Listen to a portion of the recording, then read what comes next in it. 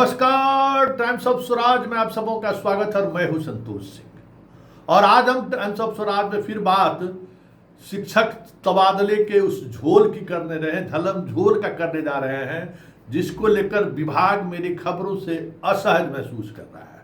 स्वाभाविक तौर पर जब सवाल उठेगा तो असहजता आएगी, क्योंकि अपनी मर्जी, मेरी मर्जी, जो मर्जी होगा हम करेंगे। कोई सवाल कैसे कर सकता है? और सवाल करेगा तो वो अपराधी है, तो मैं अपराधी हूं, मैं अपराध करता रहूंगा। क्योंकि ये सवाल इसलिए लाजमी है कि जरा इनके क्रोनोलॉजी को समझिए। आज हिंदुस्तान में खबर छपी है और उस खबर में क्या है कि कितने शिक्षक जो है आवेदन वापस लिए हैं तबादले को लेकर, ठीक है, और किस किस जिले के कितने कितने शिक्षक हैं जिन्होंने ये आवेदन दिया। लगभग 6000 से अधिक शिक्षकों ने वापसी का जो है सो आवेदन दिया है। ये मीडिया के पास ये खबर कैसे पहुंची? सिद्धार्थ जी, सीधा सवाल आपसे है। कुछ मीडिया ने 2 दिन पहले खबर चलाई कि लगभग 38% तबादला हुआ है।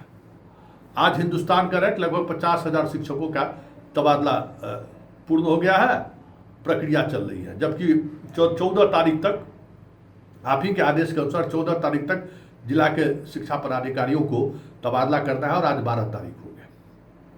इतने बड़े तबादले के में 1,90,000 शिक्षकों के तबादले के लिए आपने आवेदन मांगा नवंबर में, और 15 दिसंबर लास्ट डेट तक वो लोगों ने फॉर्म भरा। 15/12/2024 तक आपका लास्ट डेट था फॉर्म भरने का। आपने वो फॉर्म भरा, 1,90,000 शिक्षकों ने आवेदन किया। क्या इतने बड़े स्तर पर आप तबादले करने जा रहे हैं? कभी कोई प्रेस कॉन्फ्रेंस किया क्या? कभी कोई आधिकारिक तौर पर शिक्षा विभाग ने कोई बयान जारी किया क्या? एक तरफा आप चलते रहे, जब मन हुआ नियम बदल दिए, जब मन हुआ कुछ कह दिए। इस दौरान सिद्धार्थ जी, आपको शायद याद नहीं होगा, हमें याद है कि आप इस दौरान कितने बार शिक्षकों को छला है। 15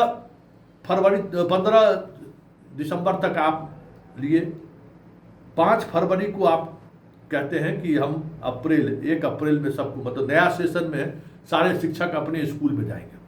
आप याद कीजिए, 5 फरवरी को एक अपने खास जो आपके प्रवक्ता चैनल है, उस चैनल को आपने कहा, उस रिपोर्टर को आपने कहा कि हम 1 अप्रैल से सारे शिक्षक नए सत्र के साथ अपने स्कूल में चले जाएंगे।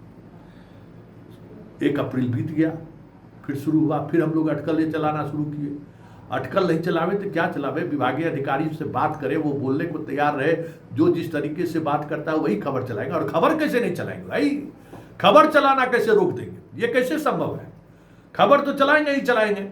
अब देखिए, अब आपने कहा क्या कि 10 मई तक सबको हम स्कूल भेज देंगे, वो भी डेट चला गया। तब फिर आप कहे 15 मई को, वो भी डेट चला गया।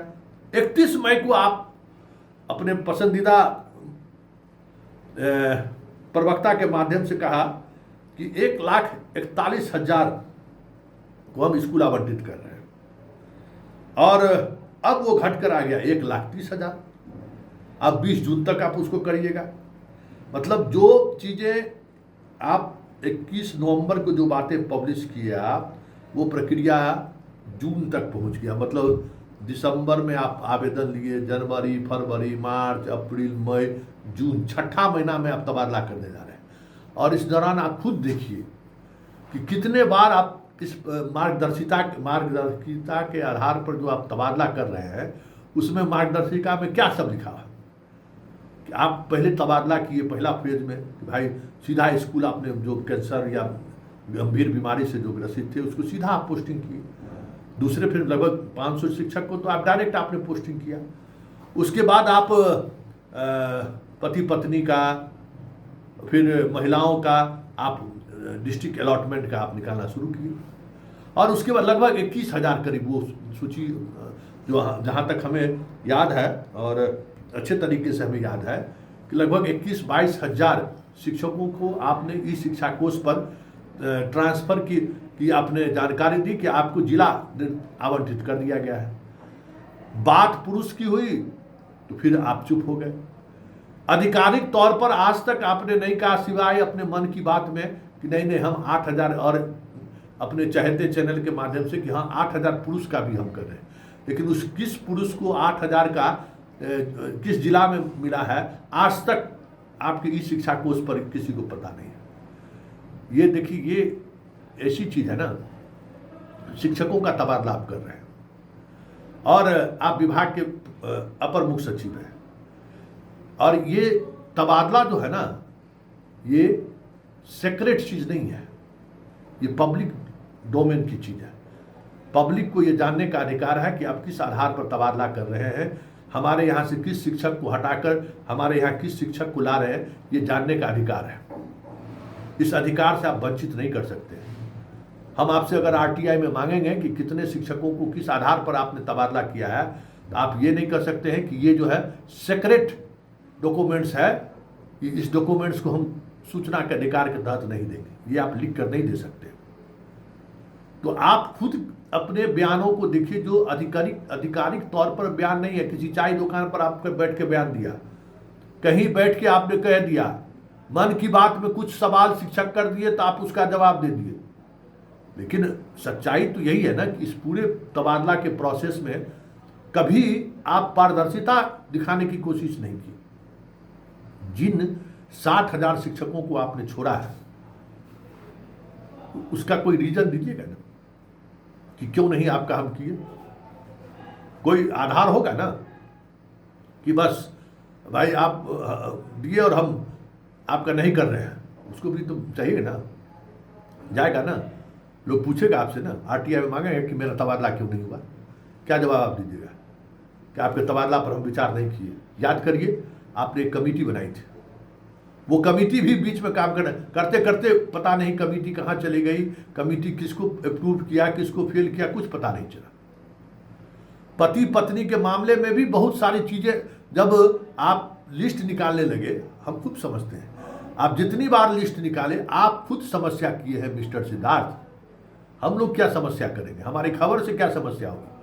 आपने जितनी बार लिस्ट निकाली उस लिस्ट में इतनी त्रुटियां रही हैं और उस त्रुटि को हम लोगों ने उजागर किया, फिर आपने उसमें सुधार किया, तो वो प्रक्रिया आपने किया है। हमारे खबर से क्या भ्रम फैलेगा भाई, हमने भ्रम फैलाने का काम नहीं किया। हमने जो इस पूरे बहाली के प्रोसेस में जो कहीं भी जहां कहीं भी त्रुटि था उसको हमने उजागर किया और आप उस पर संज्ञान लेकर उसमें सुधार का काम किए हैं। पत्रकार का यही काम है कि आप जो कर रहे हैं ना, उसमें जहां कहीं से पब्लिक इमेज उसका क्या बन रहा है, पब्लिक डोमेन में जो चीजें आ रही हैं, आप तो कह रहे थे कि भाई, हम तो कह रहे थे ना कि भाई 1-1 लाख रुपया मांग रहा है। अब तो भाई विधिवत आपने भी स्वीकार किया कि हाँ, लोगों को फोन कॉल्स आ रहा है, देना नहीं है, साइबर क्राइम वाला सब उसको देखेगा। तो ये सूचना पत्रकारों की जिम्मेवारी है, और पहली और आखिरी जिम्मेवारी है पब्लिक के साथ खड़ा रहना, और पब्लिक और आपके बीच दूसरी जिम्मेवारी प्रशासन और पब्लिक के बीच सेतु का काम करना। पब्लिक क्या सोचती है और आप क्या सोचते हैं, उसमें कहाँ डिफरेंसेज है, उसका क्या समाधान हो सकता है, वो मीडिया की जिम्मेवारी है। वो उससे आपको अवगत कराना मेरा काम यही है। हमने इस पूरे शिक्षक तबादले के दौरान जो भी खबरें, जिस तरीके से मैंने खबरें चलाई है, बस आपको हमने सूचना दिया है कि देखिए हो क्या रहा है। चलिए, ये पूरे उम्मीद करते हैं कि ये आपका इतना 5 बार आपका तिथि विस्तारित हो चुका है। 5 बार आपने कहा कि फलाना तारीख को जाइए, अब बताइए जून में, अब गर्मी छुट्टी के बाद अब कह रहे 20 तारीख को जाएगा, तो सीधे आपके मोबाइले पर पता चलेगा कि आपका तबादला क्या हुआ। हम नहीं समझ रहे हैं कि काहे मोबाइल पर आप दे रहे हैं, क्योंकि लिस्ट अगर निकला तो फिर उसमें चीजें सामने शुरू आ जाएगी सामने कि कितने बड़े स्तर पर गड़बड़ी हुई है, और हम बात अगर गड़बड़ी की होगी तो हम उस पर खबर चलाएंगे। उसमें असहज होने की क्या जरूरत है भाई ब्रह्मा विष्णु महेश भी निर्माण करते हैं तो कुछ ना कुछ गड़बड़ी होती है, इसलिए असहजता की जरूरत नहीं थी। लेकिन चलते चलते एक बात और कह दें कि उम्मीद करते हैं कि 20 जून को कुछ न कुछ लिस्ट निकलेगा। नहीं निकलेगा तो मेरा क्या है, फिर हम उसके बाद से तुतुई बजाना शुरू कर देंगे, तुती की आवाज़ की तरह, ना कारखाने में सही जो सुन ले हम तो चलाएंगे कि देखिए 6ठी बार भी सिद्धार्थ का जो कट ऑफ डेट था वो फेल किया। वैसे अब गर्मी छुट्टी के बाद उन शिक्षकों का तबादला ही करके जो दूसरे जिला से आने वाले हैं, जो बच्चों को नाम लिखा लिया, उसको तो वो परेशानी होना ही होना है।